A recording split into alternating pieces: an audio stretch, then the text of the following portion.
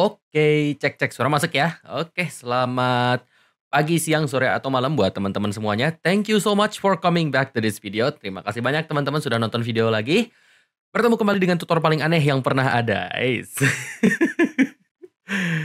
Oke, di video sekarang kita lanjutin obrolan kita nih tentang interaksi sosial. Ada satu topik lagi tentang interaksi yang perlu kita discuss bareng-bareng ya, yaitu tentang faktor pendorongnya interaksi sosial. Nah, jadi faktor pendorong di sini tuh maksudnya kayak apa aja sih yang ngedorong orang untuk berinteraksi dengan orang lain, gitu ya. Let's go.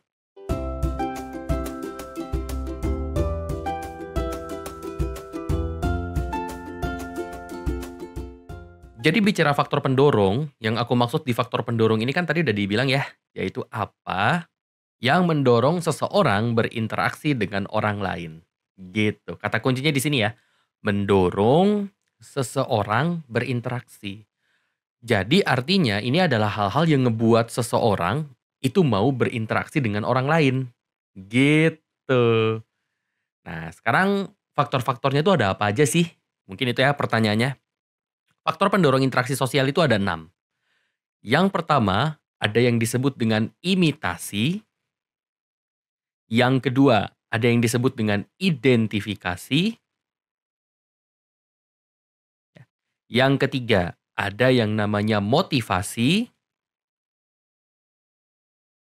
Yang keempat, ada yang namanya sugesti. Yang kelima, ada yang namanya simpati. Yang keenam, ada yang namanya empati. Gitu. Nah, kita obrolin sekarang semuanya satu-satu ya. Oke, aku kasih garis dulu bentar. Biar lebih enak, kira ada garis pembatas kan. Aku nggak bisa bikin garis lurus kalau nggak dibantuin penggaris. Malah kalau di kayak dunia hidup sehari-hari gitu ya, aku kalau pakai penggaris sekalipun nggak bisa loh bikin garis lurus. Nggak ngerti kenapa. Kecuali kalau pakai kacamata. Kayak sekarang ini garisnya lurus nih, karena aku pakai kacamata. Ada silindris emang. Oke, anyway. Pertama kita mulai dengan imitasi ya. Nah, imitasi. Aldia mau nulis apa sih, sumpah. Nah, imitasi ini adalah bahasa kerennya dari tiru meniru. Artinya, kita berinteraksi dengan orang lain karena ada unsur tindakan di mana kita meniru orang lain. Contoh misalnya, misalnya kita misalnya kita gini deh. Misalnya kita cosplay. Kalau cosplay itu masuk jatuh imitasi ya. Kalau cosplay itu, misalnya kita cosplay. Nah, kalau kita cosplay itu kan kita meniru penampilan dari karakter baik itu anime, game ataupun media fiksi lainnya. Kita kan tiru penampilannya ya, bahkan mungkin bisa jadi kita berakting gitu sesuai dengan karakter yang kita cosplay. Terus nanti bayangin misalnya kita cosplay di festival Jepang gitu ya. Misalnya ada festival Jepang nih, ada Nihon Matsuri gitu ya. Ada festival Jepang, terus kita cosplay di situ, terus orang-orang tuh kayak ih pengen foto gitu kan. Nah, di sini bisa kelihatan ada interaksi sosial yang didorong karena ada tindakan imitasi. Kita ngelakuin cosplay terus orang-orang kan datang pengen foto sama kita. Nah, something like that gitu. Jadi kita ada unsur tindakan meniru, ya gara-gara salah satu di antara lebih dari pelaku itu ada unsur tindakan meniru orang lain, jadinya mereka berinteraksi gitu. So that's why atau that's how imitasi mendorong seseorang untuk berinteraksi gitu ya.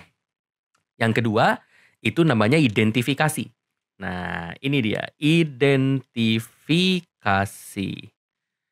Nah, kalau identifikasi itu kuncinya adalah kita merasa bahwa orang lain itu adalah kita. Jadi kayak self-identify gitu loh. Contoh, biasanya ini terjadi kalau misalnya sama orang-orang yang paling banyak aku lihat di internet tuh biasanya yang latar belakangnya dari United States ya. Karena mereka punya kalimat-kalimat kayak I identify as non-binary misalnya. Jadi dia mengatakan bahwa gendernya dia tuh non-binary gitu. Karena dia mengidentifikasi dirinya sebagai non-binary, orang berinteraksi sama dia biasanya yang jadi masalah paling pertama adalah masalah misgender. Jadi kayak dia ngerasa bahwa dia misgender gitu. Maksudnya dia nggak diadres sesuai dengan gender yang dia pengen. Nah, ini salah satu bentuk tindakan interaksi meskipun disosiatif ya, tapi kan disosiatif itu tetap termasuk interaksi sosial gitu kan ya. Ketika dia melakukan identifikasi, I identify as non-binary, dia ingin dirinya untuk dianggap sebagai non-binary gender. Alhasil ketika orang berinteraksi sama dia, atau mungkin itu mendorong orang untuk berinteraksi dengan dia, ujung-ujungnya jadi misgender.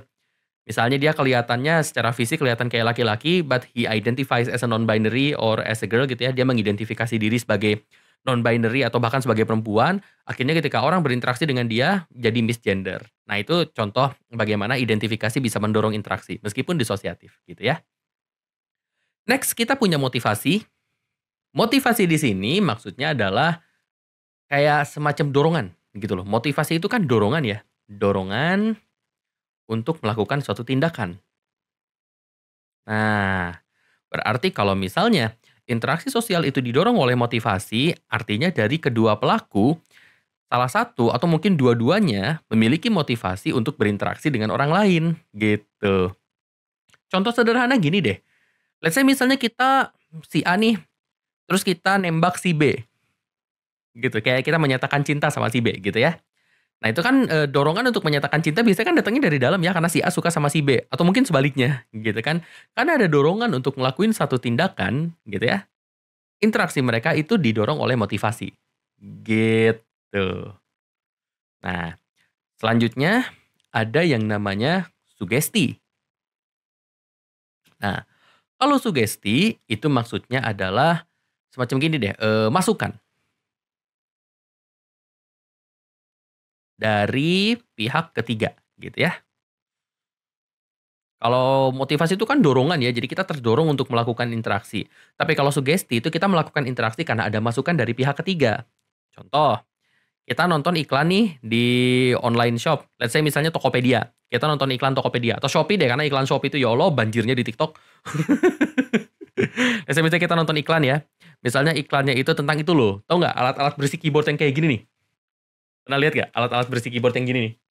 Yang si belakangnya tuh bisa nah.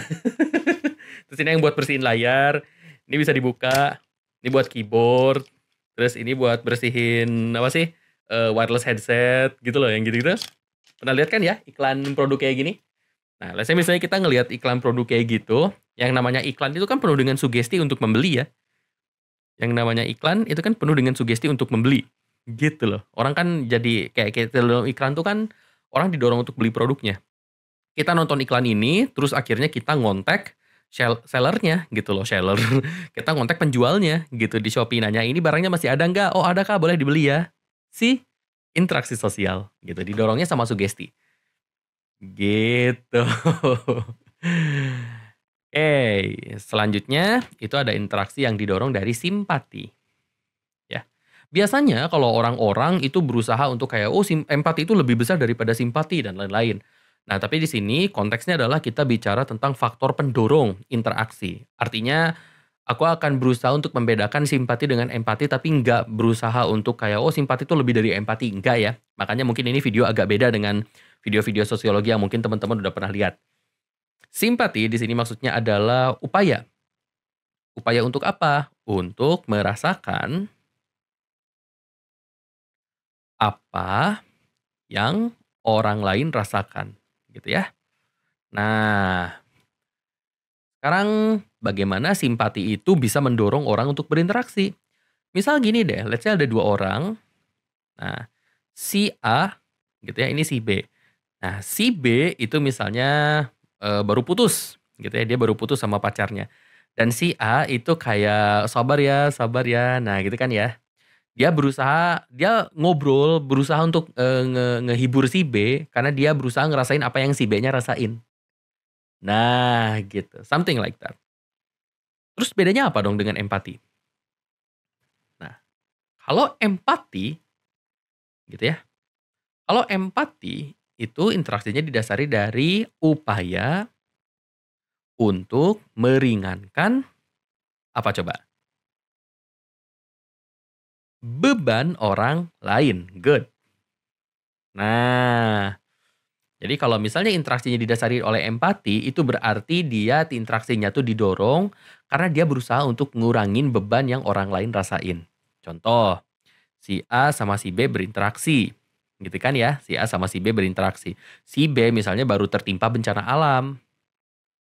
Nah, si A menggalang dana bantuan, terus langsung cepet-cepet nyamperin si B untuk ngasih bantuan tersebut. Gitu ya, si B-nya kan berterima kasih dan segala rupa. Nah itu adalah contoh bagaimana interaksi itu didasari oleh empati. gitu. Jadi kalau simpati itu kuncinya adalah kita berusaha ngerasain apa yang orang lain rasain, tapi kalau empati kuncinya adalah kita berusaha meringankan beban orang lain. Makanya biasanya kedua hal ini, simpati dan empati itu biasanya muncul dalam hal yang kayak kayak dalam satu tindakan tuh bisa kelihatan ada simpati dan empati. Tapi kunci untuk ngebedainnya ada di situ ya. Simpati itu ngerasain apa yang orang lain rasain, kalau empati itu meringankan beban orang lain. Gitu, oke? Sampai sini ada pertanyaan dulu? Kalau misalnya nggak ada pertanyaan, we will close this video and this chapter. Kita akan tutup video ini dan bab tentang interaksi sosial. Terima kasih banyak teman-teman sudah mengikuti video-video sosiologi sampai bab interaksi sosial. Video selanjutnya kita akan masuk bab baru tentang lembaga sosial. Nah, lembaga sosial ini adalah satu topik yang cukup abstrak ya. Dia abstrak banget gitu. Jadi tanpa penguasaan yang baik tentang konsep-konsep sosiologi, lembaga sosial tuh bahkan bikin bingung. Nah, cuman untuk membahas lembaga sosial, nanti aku akan bahas juga dulu tentang nilai dan norma sosial. Karena itu penting banget. Teman-teman susah untuk belajar lembaga sosial tanpa paham konsepnya nilai dan norma. Ya, jadi mungkin kalau di buku-buku teman-teman ngelihat bab 3 itu lembaga sosial. Kalau di videonya Kang Aldi, videonya itu bab 3 tentang nilai dan norma dulu. Baru nanti tentang lembaga. Gitu ya. Oke, thank you so much for staying until this point. Terima kasih teman-teman sudah menonton sampai sini. Jangan lupa like, share, subscribe, dan nyalakan notification bell-nya gitu ya. Don't forget to like, share, subscribe, and turn on the notification bell. Spread this video to everyone that you know so that we all can learn together. Sebarin video ini ke semua orang yang teman-teman tahu supaya kita bisa belajar bareng-bareng. Kalau ada pertanyaan, komentar, dan lain-lain langsung taruh di kolom komentar. Oke? Bye-bye.